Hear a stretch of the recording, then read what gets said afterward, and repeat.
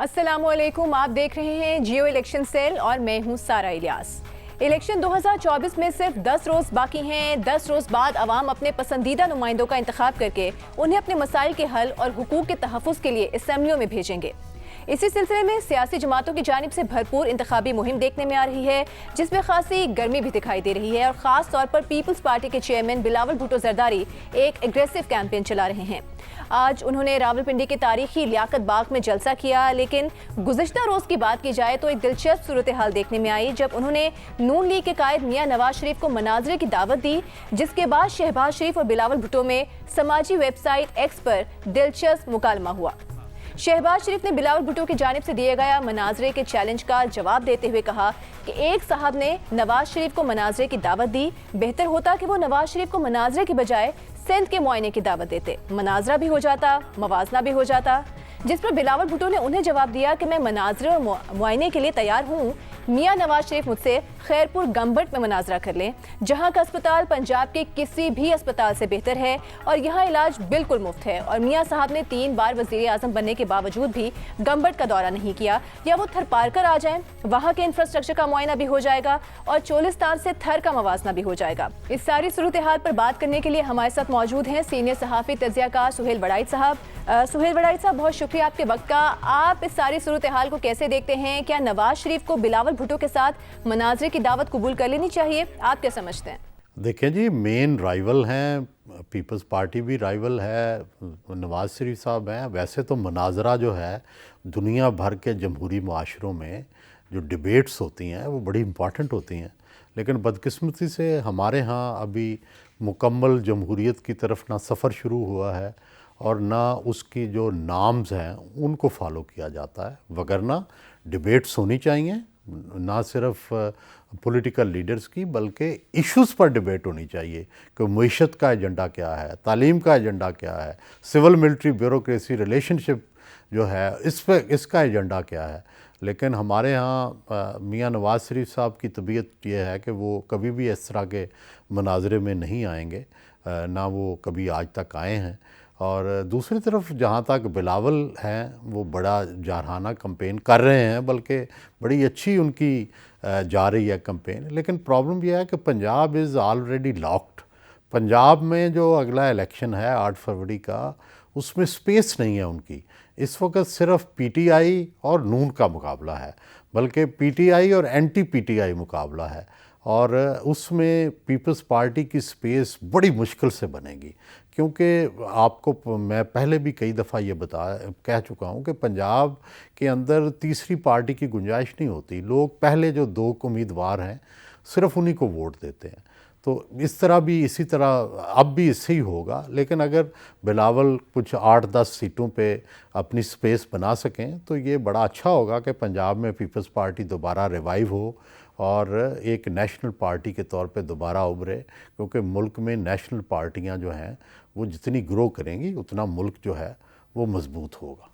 सुहेल साहब, आज हम बात कर रहे हैं पंजाब के फैसलाबाद डिवीज़न की। पंजाब का मशहूर सनती शहर फैसलाबाद सियासी मैदान में किस तरह से मुनफरिद है और यहाँ से कौन कौन सी शख्सियात सियासत के मैदान में आई? देखें जी, फैसलाबाद निस्बतन एक नया शहर है। ये पहले लायलपुर कहलाता था और लायलपुर जो था सर जेम्स लायल के नाम पे इसको लायलपुर कहा गया था, और बल्कि यूनियन जैक जो झंडा है उसी की तर्ज पर ये बाज़ार बनाए गए थे जिनके अंदर घंटा घर है, और यहाँ पर आबाद कार लाए गए थे। और लेकिन बहुत अरसे तक जो है यहाँ पर जो सियासी तौर पर जो पुरानी फ्यूडल एरिस्टोक्रेसी थी वो रूल करती रही। वो मखदूम हों या बलोच हों, यही रूल करते थे। लेकिन बाद में अब आहिस्ता आहिस्ता जो आबादकार थे फैसलाबाद के, ये आहिस्ता आहिस्ता छा गए हैं। मसलन चौधरी नज़ीर साहब आए 1985 में और वो छा गए, और फिर वो जिस जिस सीट से लड़ते रहे उस सीट से जीतते रहे। उनका ट्रांसपोर्ट का काम था, कोहिस्तान बस सर्विस उनकी मशहूर थी, उनको भी नज़ीर कोहिस्तानी कहा जाता है। तो उन्होंने तो सारे रिकॉर्ड जो हैं वो इलेक्शन के ब्रेक किए। अब उनके बच्चे इस दफ़ा मेरा ख्याल है इलेक्शन लड़ ही नहीं रहे। तो ये भी एक नया वाक़या है, बड़े अरसे के बाद उनकी फैमिली जो है वो इलेक्शन नहीं लड़ रही। फिर आजकल की जो ताज़ा सियासत है उसमें चौधरी शेर अली का नाम है। चौधरी शेर अली ख़ुद भी इलेक्शन नहीं लड़ रहे, लेकिन ये इनका सफ़र भी पहले पीपल्स पार्टी से शुरू हुआ, फिर मुस्लिम लीग में आए। तो अब मियां जाहिद सरफराज साहब एक बहुत बड़ा नाम रहा अरसा दराज तक, फैसलाबाद से फेडरल मिनिस्टर बने, केयर टेकर मिनिस्टर बने, बड़े जो थे ज़ोरदार बात किया करते थे। लेकिन अब उनकी फैमिली का भी कोई बंदा जो है वो सियासत में उस तरह से नुमायाँ नज़र नहीं आ रहा। और दिलचस्प बात यह है कि आज फैसलाबाद बहुत इम्पॉर्टेंट है, लेकिन कभी ये सरगोदा डिवीज़न का हिस्सा हुआ करता था और कमिश्नर सरगोदे बैठता था। अब ये बज़ाते ख़ुद एक कमिश्नरेट है, बज़ाते ख़ुद एक डिवीज़न है। तो फैसलाबाद मानचेस्टर भी कहलाता है, आपको पता है, टेक्सटाइल की वजह से। अब टेक्सटाइल का वो बूम तो नहीं रहा, लेकिन अब भी लूमें हैं, अब भी वहाँ पे सनती वर्कर हैं बहुत ज़्यादा। तो और सनती वर्कर का जो वोट है वही फैसला कुन फैसलाबाद में जो किरदार ज़िला में कम से कम वो अदा करता है। बात के हल्का NH-96 में इंतखाबी सूरत हाल क्या है, यहाँ किन शख्सियात के दरमियान मुकाबला है? देखें, NH-96 फैसलाबाद 2 ये कहलाता है, जड़ांवाला का इलाका है और सर गंगा राम का आबाई गांव जो है वो भी इसी हलके में है। और यहाँ से इस दफ़ा नून लीग ने टिकट दिया है नवाब शेर वसीर को। नवाब शेर वसीर साहब जो हैं ये पहले पीपल्स पार्टी में रहे, बेसिकली ये पहले एयर फोर्स में भी इन्होंने काम किया, पीपल्स पार्टी में काफ़ी अर्सा रहे, 2 बार MPA भी इलेक्ट हुए। लेकिन फिर उसके बाद ये इन्होंने अपनी जो है वो वफ़ादारी बदली। 2008 में भी पीपल्स पार्टी के MNA मुंतखब हुए, लेकिन उसके बाद से इस दफ़ा, पिछली दफ़ा तहरीक इंसाफ से भी 2018 में मुंतखब हुए, लेकिन फिर ये उन लोगों में शामिल हैं जो मुनहरफ PTI के लोग थे और इन्हें इस दफ़ा एकामोडेट नून लीग ने किया है। और किसकी बुनियाद पे किया है कि तलाल चौधरी को उन्होंने मेरा ख़्याल है सेनेट का वादा किया है। तलाल चौधरी साहब भी यहाँ से उम्मीदवार थे, पिछली दफ़ा हारे थे नवाब शेर वसीर से, और इस दफ़ा उनके तलाल चौधरी साहब के वालिद साहब जो हैं उनको नीचे नून लीग ने सूबाई टिकट दिया है। और वहाँ भी दिलचस्प चीज़ ये है कि तलाल चौधरी के जो चचा हैं वो इनके वालिद के मुकाबले में इलेक्शन लड़ रहे हैं। और यहाँ से जो PTI के कैंडिडेट हैं वो राय हैदर खरल हैं, जो राय सलाउद्दीन खरल के जो हैं वो बेटे हैं। और ये भी जो है 2018 में नून लीग के टिकट पर कामयाब हुए, मशीर रहे, वज़ीर आला के मामले खसूसी रहे। लेकिन अब ये जो हैं वो तहरीक इंसाफ के हमायत याफ्ता आज़ाद उम्मीदवार हैं। और देखना यह है कि क्या वो पहले सूबाई असम्बली के तो मेंबर आसानी से मुंतखब होते रहे, क्या इस दफ़ा कौमी असम्बली में नवाब शेर वसीर का मुकाबला कर सकेंगे, और क्या PTI का वोट बैंक जो है वो उनकी कुछ मदद कर सकेगा या नहीं। सुहेल साहब, आप हमारे साथ ही मौजूद रहिएगा। यहाँ पर साथ ही शामिल करेंगे फैसलाबाद में हमारे नुमाइंदे हैं इरफानुल्लाह। इरफान, आप ग्राउंड पर मौजूद हैं, आपसे हम ये जानना चाहेंगे कि NH-96 में आज़ाद उम्मीदवारों की पोजीशन कितनी मुस्तहकम नजर आ रही है, आवाम का क्या कहना है? जी, जहाँ तक बात है NA-96 के अंदर आज़ाद उम्मीदवारों की इंतखाबी मुहिम के हवाले से, तो मैं आपको ये बता दूं कि NA-96 जो है ये एक दही हल्का है और इसमें बहुत कम जो है वो शहरी आबादी जो है वो उसमें शामिल है, ज़्यादातर देहातों पे मुश्तमिल है। और यहाँ पे हमने जो देखा है कि वहाँ ज़्यादातर जो पार्टी वोट है उसकी अहमियत बहुत ज़्यादा है। जो आज़ाद उम्मीदवार हैं वो सूबाई असम्बली की सतह तक तो जो है अपनी पोजीशन को बेहतर कर सकते हैं, मुकाबले में हो सकते हैं, लेकिन जो कौमी असम्बली की नशिस्त है उसके लिए यहाँ पे इसके हल्के की जो रवायत है उसके मुताबिक यहाँ पे पार्टी टिकट और पार्टी का वोट बैंक होना भी बड़ा जरूरी है। तो यहाँ पे इस दफा मुस्लिम लीग नून की जानिब से नवाब शेर वसीर हैं, उनके मुकाबले में पाकिस्तान तहरीक इंसाफ के जो राय हैदर हैं मुकाबले में हैं, जिन्होंने अपने आप को आज़ाद जो डिक्लेयर किया था, लेकिन आपको पार्टी की हमायत मिल चुकी हुई है। तो इस तरह से जो मुकाबला है यहाँ पे वो बुनियादी तौर पे ये देखा जा रहा है कि नवाब शेर वसीर और राय हैदर खल जो है जो पाकिस्तान तहरीक इंसाफ के हमायत याफ्ता हैं उनके दरमियान यहाँ पे मुतवक्को है। अच्छा सुहेल साहब, NA-97 पर अगर नजर डालें तो यहाँ कौन कौन से अहम सियासी रहनुमा इलेक्शन में हिस्सा ले रहे हैं? देखिए जी, NA-97 फैसलाबाद जो कि तांदलियांवाला का इलाका है, वहाँ एक बड़ी दिलचस्प सूरत हाल पैदा हो गई है और वो पैदा हुई है हुमायूं अख्तर ख़ान साहब के वहाँ जाने से। हुमायूं अख्तर ख़ान साहब जो हैं ये पहले लाहौर से इलेक्शन लड़ते रहे हैं, फेडरल मिनिस्टर रहे हैं, बड़ा इनका सियासत में किरदार रहा है, लेकिन इस दफ़ा उन्होंने फ़ैसला किया है कि मैं तांदलियांवाला से इलेक्शन लड़ूंगा इस्तेकाम पार्टी के टिकट पे। क्यों? क्योंकि तांदलियांवाला में उनकी शुगर मिल भी है और मेरा ख़्याल है उन्होंने काफ़ी अरसे से ये टारगेट किया हुआ था कि मैंने इसको अपना इंतखाबी हल्का बनाना है। और हुमायूं अख्तर की खूबी ये है कि वो बहुत माइक्रो लेवल तक उतरते हैं, बहुत मेहनत करते हैं और हमने लाहौर में उनके इलेक्शन देखे हैं कि वो एक एक यूनियन काउंसिल के अंदर घुस जाते थे और बहुत मेहनत करते थे। तो देखना यह है कि इस्तेकाम पार्टी जो पहली दफ़ा तांदलियांवाला से इलेक्शन लड़ रही है, वहाँ हुमायूं अख्तर क्या अपनी सीट जो है वो जीत कर अपनी पार्टी को देंगे, क्या उनका नाम जो है अब वो तांदलियांवाला का इंतखाबी हल्का उनके नाम हो जाएगा। यहाँ पर जो उनके राइवल हैं वो अली गौर ख़ान बलोच हैं जो कि नून लीग के उम्मीदवार हैं और वो दरअसल भाई हैं रजब बलोच साहब के। लेकिन वहाँ पे ये प्रॉब्लम हुआ है कि रजब बलोच साहब की जो वाइफ हैं आयशा रजब, वो जो है उन्होंने ये एक्सेप्ट नहीं किया कि उनके देवर को टिकट दिया जाए और उन्होंने जो PTI का कैंडिडेट है उसकी सपोर्ट का ऐलान जो है वो कर दिया है, वो भी बलोच हैं। और हुमायूं अख्तर साहब ने उसका तोड़ ये किया है कि अपने सूबाई जो अपना पैनल बनाया है उसमें एक बलोच को शामिल कर दिया है। यूँ जो है वो बलोच जो हैं तकरीबन वहाँ पे डिवाइड हो गए हैं। अब इसका कितना एडवांटेज होगा हुमायूं अख्तर ख़ान साहब को और कितना डिसएडवांटेज होगा नून लीग के वोटर को, ये देखने की बात है। और यहाँ पर जो अगर आप देखे जाए तो यहाँ पर बहुत सारे नून league, Jamaat Islami, peoples party, Tehreek Insaf, सब का तल्लुक़ जो है वो बलोच उम्मीदवारों से है। और यहाँ पे तहरीक इंसाफ ने पहले उम्मीदवारों की लिस्ट में जुल्फ़कार भट्टू को टिकट जारी किया, बाद में टिकट सादुल्ला बलोच को जारी कर दिया। अब आयशा रजब बलोच जो हैं वो सादुल्ला बलोच की सपोर्ट ज़रूर कर रहे हैं, लेकिन क्या सादुल्ला बलोच जो बलोच बरादरी है उसमें कोई असर दिखा सकेंगे या नहीं? ज़ाहिर है जो इससे पहले जो इस वक्त MNA हैं जो नून से तल्लुक़ रखते हैं, उन्होंने मेरा ख़्याल है बलोच बरादरी पे काफ़ी काम किया है। तो लेकिन दूसरी तरफ हुमायूं अख्तर साहब जो हैं वो बलोच बरादरी को उसका वोट तकसीम करने में काफ़ी हद तक कामयाब जो हैं वो हुए हैं।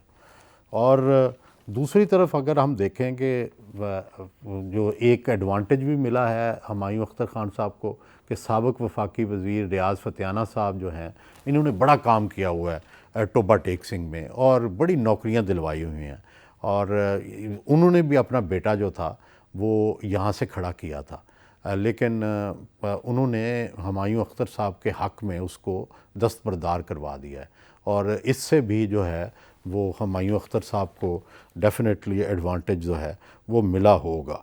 तो ये है इस हल्के की सूरत हाल।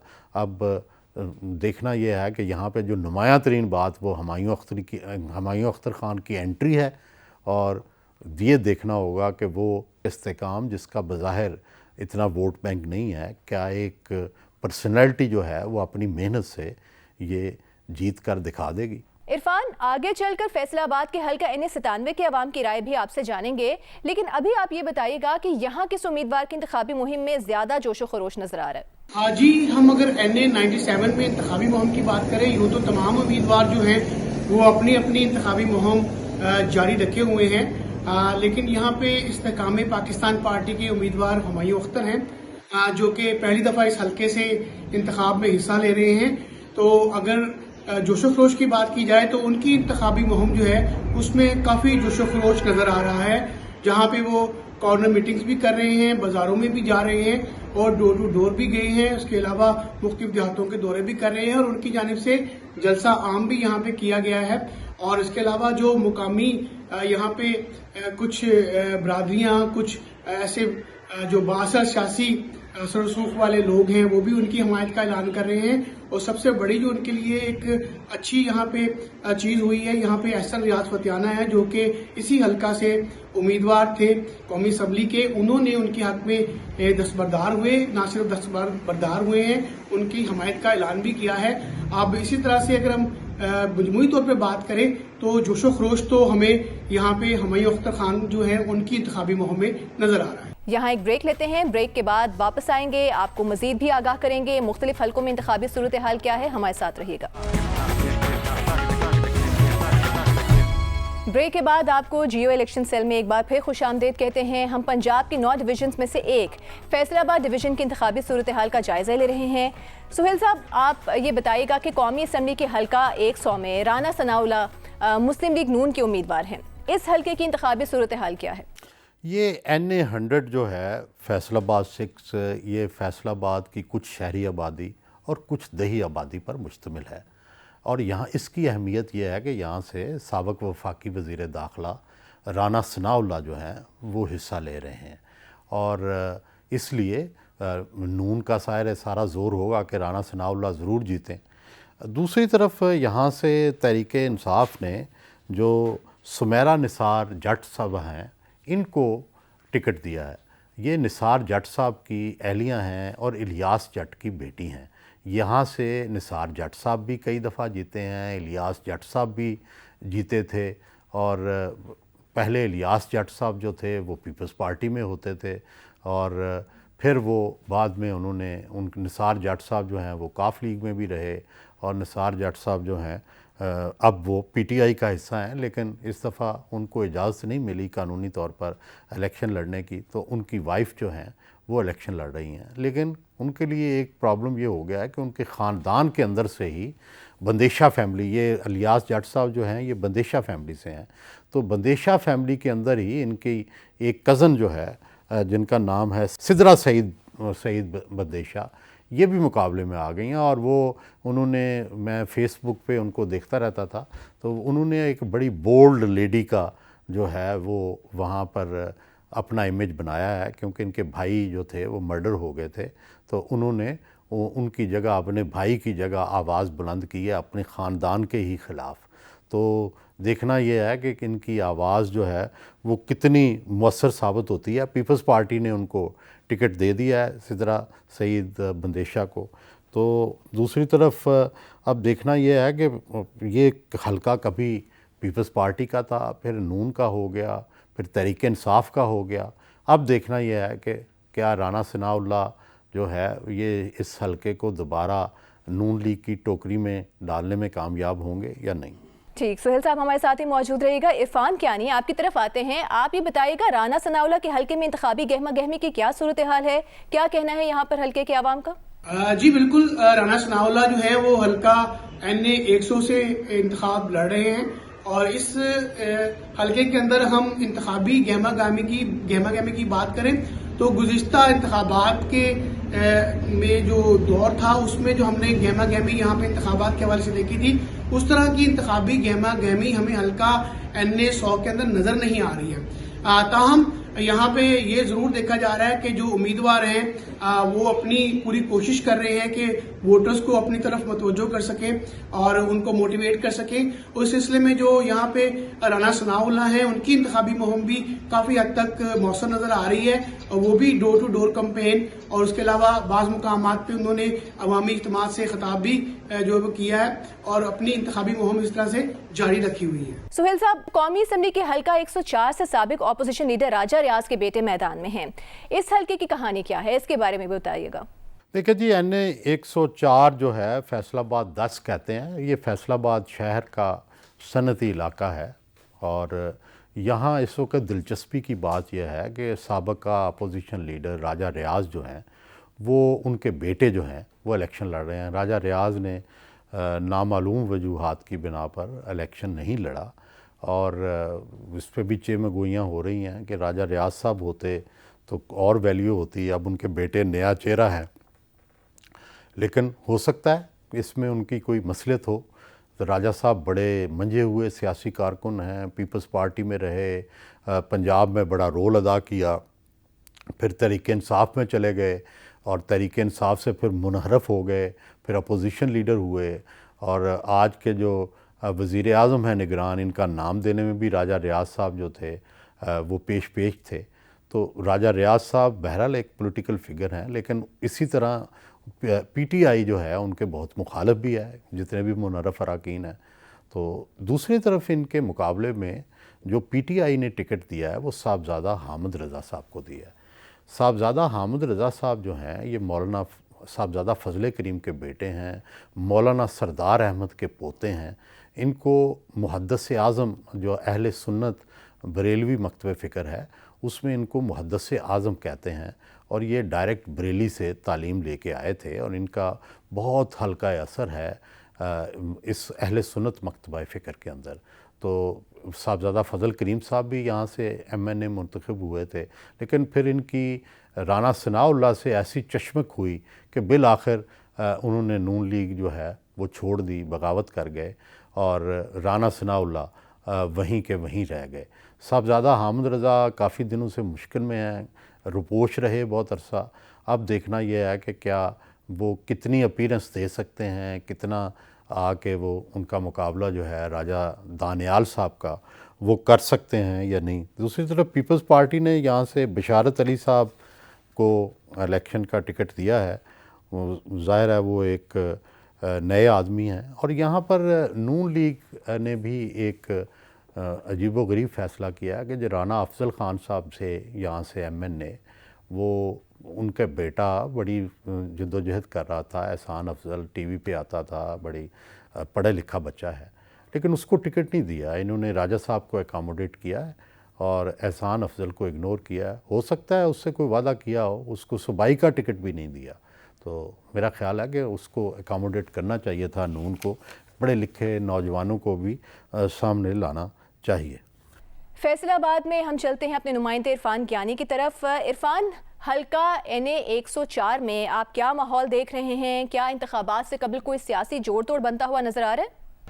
जी, अगर हम फैसलाबाद के जो हल्का NA 104 की सियासी सूरत हाल के बारे में बात करें तो यहाँ पे इस हल्के में थोड़ी सी एक सियासी सूरत हाल यूं भी तब्दील है कि यहाँ पे मुस्लिम लीग नून की जानिब से राजा रियाज अहमद जो है, जो कि पहले पाकिस्तान तहरीक इंसाफ का हिस्सा थे, उनको यहाँ से मुस्लिम लीग नून की जानिब से टिकट दिया गया था। लेकिन राजा रियाज यहाँ से इलेक्शन नहीं लड़ रहे, बल्कि उनकी जगह पे उनके बेटे राजा दानियाल जो है वो अब इलेक्शन लड़ रहे हैं, और ये साहबज़ादा हामिद रज़ा जो कि पाकिस्तान तहरीक इंसाफ के हिमायत याफ्ता हैं, उनके मुकाबले में यहाँ से ये इलेक्शन लड़ रहे हैं। तो यहाँ पे एक सूरत हाल ये है कि राजा दानियाल यहाँ पे एक नए उम्मीदवार हैं, लेकिन क्योंकि उनके वालिद का एक सियासी पस मंजर इस इलाके में मौजूद है और उनको मुस्लिम लीग नून का जो वोट बैंक है वो भी यहाँ पे हासिल है, और इसके अलावा राजा रियाज का अपना जो हल्का असर है वो भी यहाँ पे मौजूद है, तो इस हवाले से वो अपनी सियासी कैंपेन को यहाँ पे जारी रखे हुए हैं। जबकि जो साहबज़ादा हामिद रज़ा हैं वो भी यहाँ पे अब पाकिस्तान तहरीक इंसाफ के हिमायत याफ्ता उम्मीदवार होने के हवाले से वो भी यहाँ से अपनी जो सियासी सूरत हाल है और मुहिम जो अपनी इंतखाबी मुहिम है उसको यहाँ पे जारी रखे हुए हैं। दोनों कैंडिडेट्स जो हैं यहाँ पे अपनी इंतखाबी मुहिम को इस इलाके के अंदर जारी रखे हुए हैं और कोशिश कर रहे हैं कि वोटरों को अपनी जानिब मुतवज्जो रखें। ठीक है, शुक्रिया आपका इरफान, आप हमें अपडेट कर रहे थे। यहाँ पर एक ब्रेक शामिल करते हैं, हमारे साथ रहिएगा। Welcome back to Jio election cell, और अब हम बात करते हैं फैसलाबाद के हल्का NA 97 तांदलियावाला की, जहां गुज़श्ता इंतखाबात के नतीजे में इलाका मकीनों के कौन से मसाइल हल हुए और कौन से ऐसे मसाइल हैं जो बरस हा बरस से चलते आ रहे हैं। ये जानने के लिए चलते हैं वहां पर मौजूद जियो न्यूज़ के नुमाइंदे इरफान उल्लाह के पास, जो हमें इस हल्के की मजमूई तौर पर क्या सूरत हाल है उसके हवाले से आगाह करेंगे। जी, मैं फैसलाबाद के हल्का NA 97 में इस वक्त मौजूद हूँ। ये तांदलियावाला का इलाका है और यहाँ पे इस हल्के में ज़्यादातर जो दही इलाका है, 90% इलाका आबादी जो है वो दही इलाके से तल्लुक़ रखती है। 10% आबादी जो है वो यहाँ पे शहरी आबादी है, और यहाँ पे जो कुल वोटरों की तादाद है वो 4,91,703 है, जिनमें से 2,72,265 मर्द वोटर्स हैं, जबकि 2,19,438 ख़वातीन वोटर्स शामिल हैं। यहाँ पे जो उम्मीदवार हैं इस वक्त मुस्लिम लीग नून की तरफ से अली गोहर बलोच हैं। ये यहाँ पे गुज़िश्ता इंतखाबात में भी कामयाब हुए थे और इसके मुकाबले में यहाँ पे IPP के हुमायूं अख्तर खान इलेक्शन लड़ रहे हैं, जबकि PTI की जानिब से यहाँ पे सादुल्ला बलोच हैं और पीपल्स पार्टी की जानिब से नदीम शहादत बलोच हैं। इसमें जो हुमायूं अख्तर ख़ान हैं वो पहली दफ़ा इस हलके से इंतखाब में हिस्सा ले रहे हैं।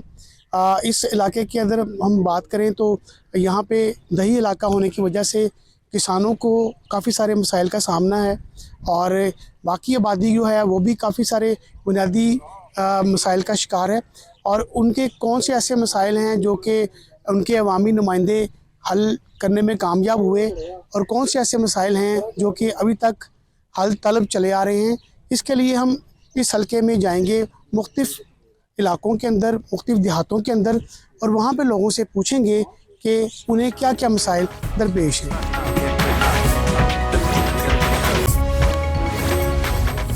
जी मैं NA-97 के इलाके में मौजूद हूँ इस वक्त। यहाँ पे जो है 90% दही आबादी है, उसके साथ साथ 10% आबादी जो है वो शहरी हल्का भी इसमें शामिल है। तो जो शहरी आबादी के अफराद हैं हम उनसे भी बात करते हैं, उनसे पूछते हैं कि उनके जो मसाइल हैं जो कि साल से चले आ रहे हैं, तो क्या गुज़िश्ता इंतखाबात के नतीजे में जो अब उन्होंने वादों के पर वोट दिए तो कोई आपके मसाइल, पीने का पानी, गैस वगैरह के मसाइल हल हुए? कुछ भी नहीं हुआ, अभी तक तो नहीं हुआ। तो जफर चौक गैस आई हुई है, इधर नहीं आई है, 10 किलोमीटर का फासला है। तो आपके जो गुज़िश्ता इंतखाबात में जो उम्मीदवार थे उनसे आपने मुतालबा किया था? ये अभी तक किया, 3 बार कह चुके, अभी तक तो कुछ हाल नहीं हो रहा। 3 दफ़ा वोट ले चुके हैं इसी मुतालबे पे? जी जी। अच्छा। तो मियाँ अलीगौर को भी दिया, MNA को, सादुल्ले को दिया, कुछ नहीं। उन लोगों ने कहा है कि हमें कुछ करेंगे, तो ये तो 10 साल गुजर गए, कुछ नहीं हुआ। हमारा एक मसला है, हम 541 से हैं चक्कियाँ वाले से। हमारा एक खाले का मसला था, वो ही नहीं हल हुआ अभी तक, तकरीबन 8-10 साल हो गए हैं उसको। तो उसके अलावा इलाके में डिस्पेंसरी, सेहत की सहूलियात? डिस्पेंसरी नहीं है, सेहत की सहूलियात भी नहीं है। तो हमें सेहत के मसाइल के लिए हमें एक जवानी जाना पड़ता है, हॉस्पिटल उधर ही है। कौन सा मसला हल हुआ?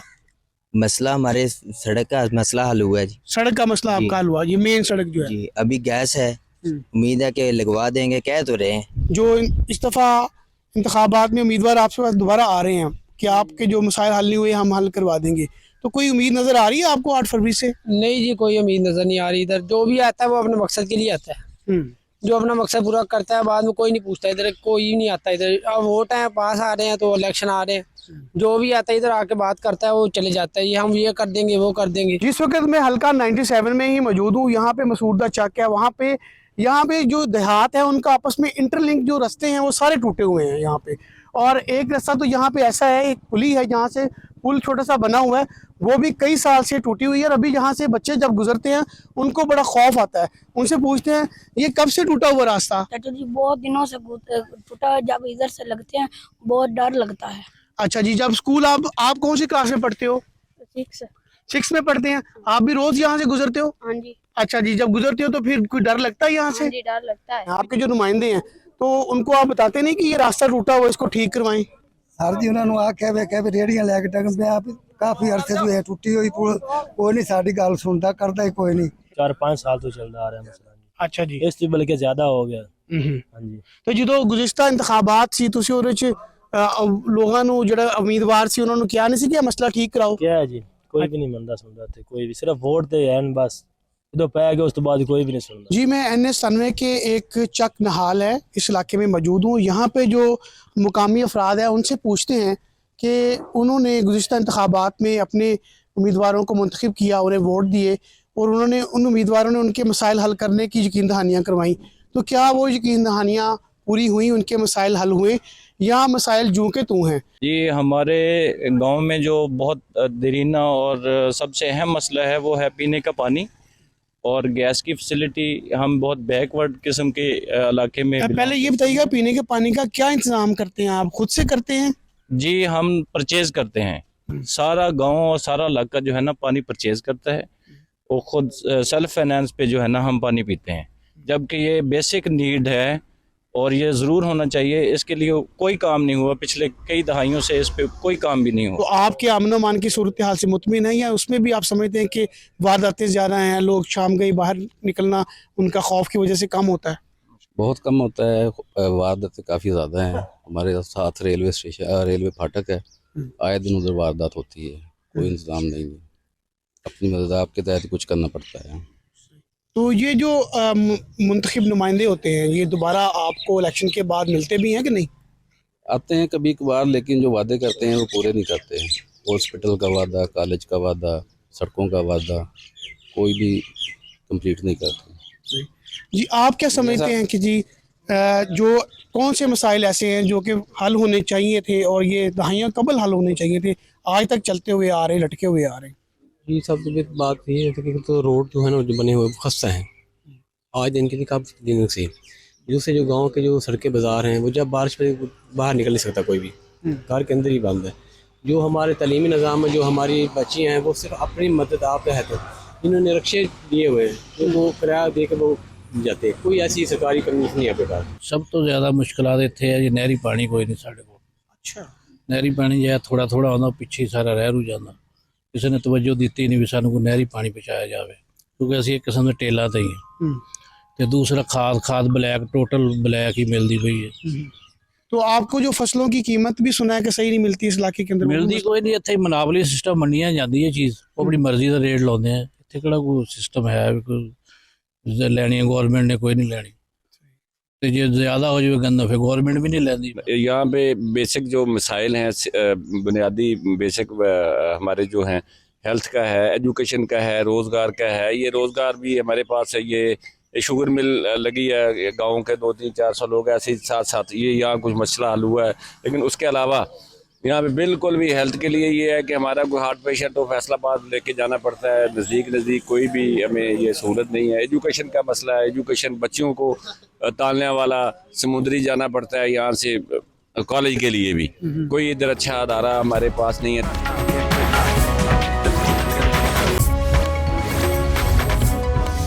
जी बताइए कौन कौन से मसाइल हल हुए हैं, जो कौन से हैं जो नहीं हल हुए? जी भाई तकरीबन जो जब भी मैं अपने हाउस संभालिया ना तो तकरीबन काफ़ी मसलम आए बंदे वोट लैन वास्ते, तो गलियां की नज़ाकत भी देखते हैं, तो उस बाद गलबात करके चले जाते हैं, लेकिन कुछ भी नहीं है।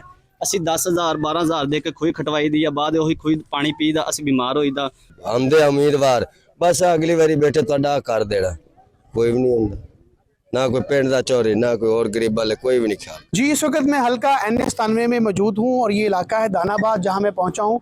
यहाँ के मुकामी अफराद हैं, उनसे हम पूछते हैं कि गुज़िश्ता इंतखाबात में उन्होंने जिन उम्मीदवारों को वोट दिए क्या उनके मसाइल उन उम्मीदवारों ने हल किए, उनका पता लिया दोबारा, या यहाँ के कौन से ऐसे मसाइल हैं जो कि दरीना है और चले आ रहे अभी तक हल नहीं हुए।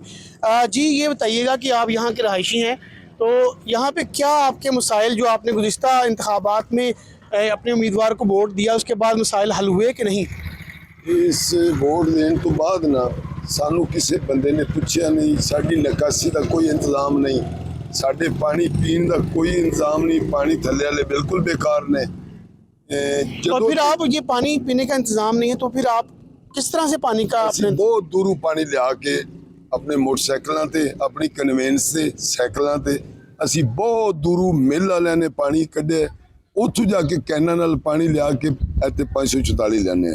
कला कला बंदा उधर फिरदा, इत्थे कोई निकासी नहीं, कोई खाली नहीं, कोई ही इंतजाम नहीं, कोई डिस्पेंसरी नहीं। सानू साडा किसी दोस्त नूं कोई रात नूं पेशेंट हो जाए उन्होंने सानू समुद्री ले जाने वास्ते कोई दस्ता नहीं। और जब ये उम्मीदवार आपके पास गुज़िश्ता इंतखाबात के दौरान आते रहे हैं तो क्या वादे आपसे करते रहे? वादे थे जिन्हें करते थे उन्हें जो चौथा हिस्सा भी कर देने तो बड़ी मेहरबानी है, उन्होंने एक भी नहीं होया, एक भी नहीं होया साडा। बल्कि चशम भी तुहानू मौके चेक करवा देने, तालाब जितने ने सामने तालाब है, दरम्यान गंदा पानी सारा उधर जा रहा है, सानू कोई सहूलत भी नहीं मिली, किसी किस्म की सहूलत सियासी गौरमेंटल साड़ी कोई सियासत नाल सियासी तो सानू कोई समझदा ही नहीं ना भी किते परचे साडे खिलाफ हो सकते हैं। तो ये जो उम्मीदवार हैं ये दोबारा फिर आपको अपनी शक्ल दिखाते हैं कि नहीं दिखाते? जी आते हैं तो आप बताते भी यार आप पहले क्या कीते, क्या कीता क्या सी, पहले भी तुसी कुछ नहीं कीता, हुण भी कुछ नहीं कीता। हमायूं अख्तर आया है, उसने साडे नाल वादे कीते ने, नवा चेहरा है, उम्मीद है कि इस चीज़ का सानू शौक भी है कि ये नवा बंदा आए यार साडे मसैल ते हल कर देवे। नहर दी पोले 5 पिंड का इतों अगे नहर दी 5 पिंडा का रस्ता बुला के कोई बंदा जा नहीं रहा, कोई आ रहा, नहर दी पुल टुटी, किसी ने सानू पूछा ही नहीं भी यार नहर दी पुल दी साइड कर दी। कोई मसाइल भी साडा हल नहीं है। अच्छा जी, आप ये बताएं कि इलाके में जो तालीमी सहूलियात हैं उनकी क्या सूरत हाल है, तालिब इल्मों को क्या सहूलियात मिली हुई हैं? भाईजान बेसिकली बात ऐसी है कि हमारे 5 तालीम में हाई स्कूल भी हुआ था लेकिन क्लासें नहीं आई।